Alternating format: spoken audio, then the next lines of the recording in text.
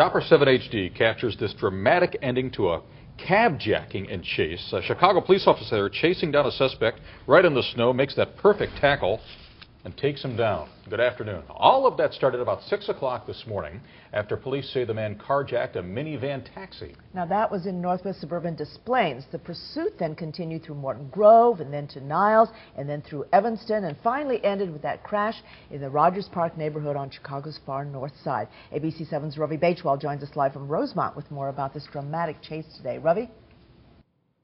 Well, Alan and Linda, that cab driver whose vehicle was stolen actually works for Rosemont Elite Taxi, which is headquartered right behind me.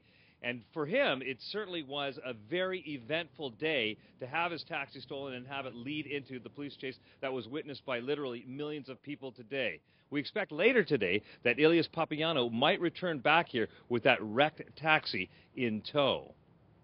Police say the 65-year-old taxi veteran had picked up a fare in the early morning hours at the Crowne Plaza Airport Hotel.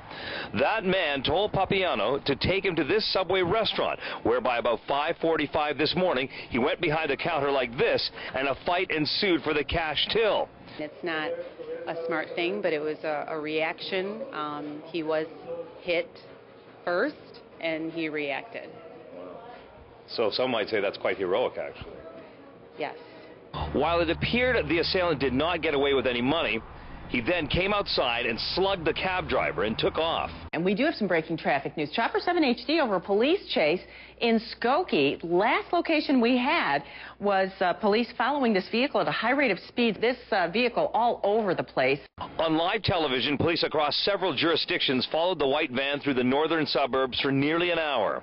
The chase hit speeds up to 70 miles an hour, but much of it played out more slowly, including these turns through the heart of the Northwestern University campus.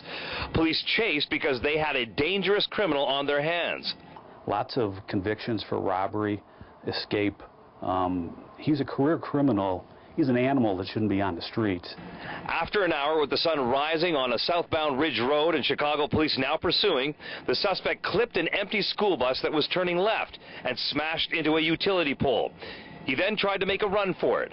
An open field tackle put an end to that. There was a loud cheer within the police in the watch commander's office within the police stations. And back at the taxi company, there is concern for a shaken-up colleague who refused medical treatment and a plea for drivers to stay safe.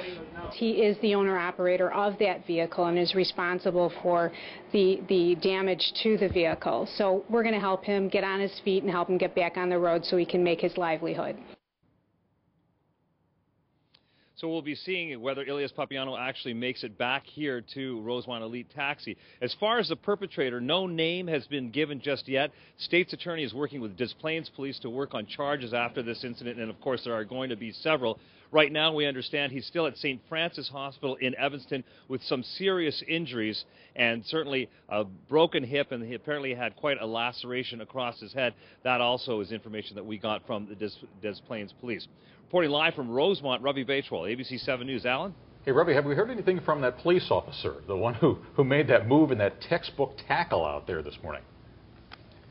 You know what? We are wondering if, in fact, he's not returning our calls because maybe the Bears or some NFL team is trying to get him right now. But we have not heard officially from him. And, in fact, my questions to the Chicago police about that were actually greeted with a little bit of humor.